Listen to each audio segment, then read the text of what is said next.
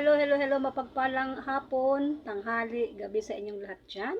Mga kabunso, kananay, katatay. Welcome back to my vlog, mga kabunsuan. So, for today's video, ipagpatuloy na po natin ang ating cutting and sewing best. So, ito na po yung part 8 ng ating ginagawa, mga kabunsuan. So, let's go! Bago ang lahat, mag-intro po muna tayo! FTV.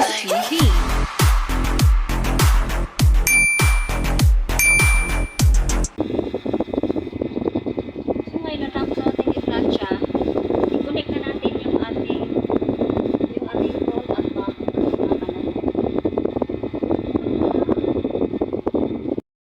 mga kananay. So ang ating back, nakataob siya, ang ating back. And then yung ating front ay nakatihaya.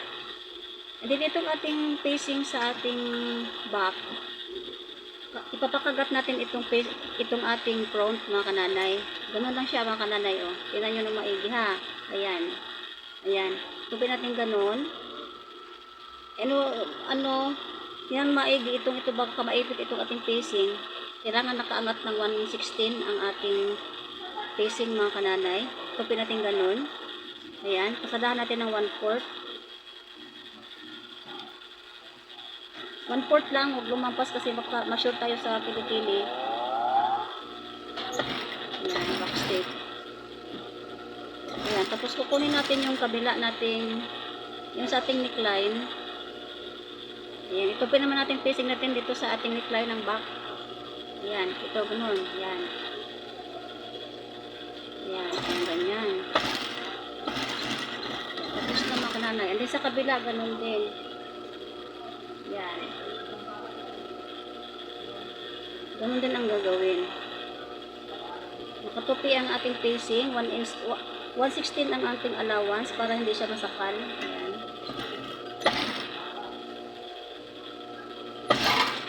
Ayan. Ayan. Pagkatapos sa isa dito, ito na naman ang facing naman ng kilikili natin sa back.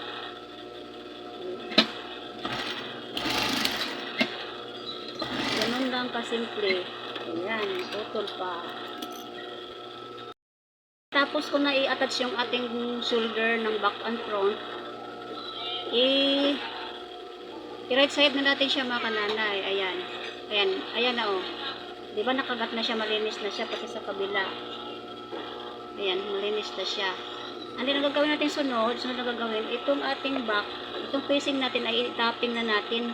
Wrong side tayo mag-tapping, ipantay natin dito sa may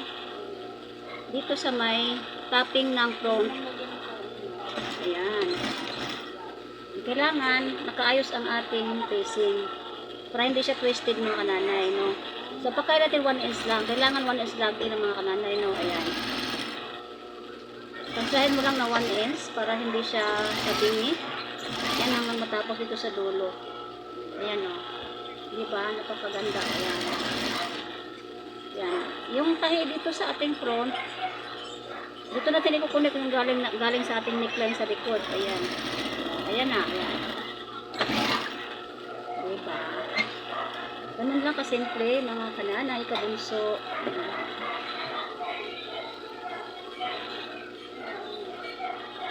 Ayan na siya, oh. Ayan.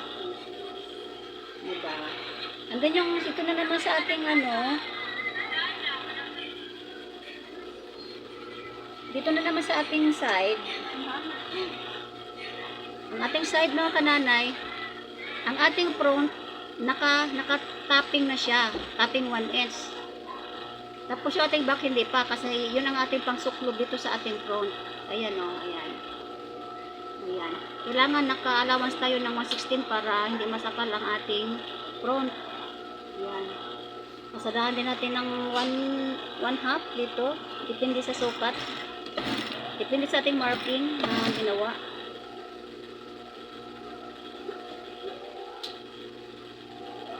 Ayan, mga kananay. Ayan. Bilis lang. Tapos itong dito, itong kung saan ang marking natin dito, ito yung susundin natin. Kasi ito yung sukat ng ating tinatahian.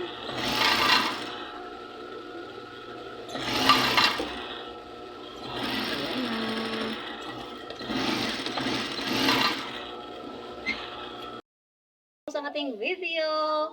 So kung bago lang po ka sa aking channel, subscribe na mga kananay, like and share, and hit the notification button for more updates sa aking masunod na mga bagong tutorial or videos.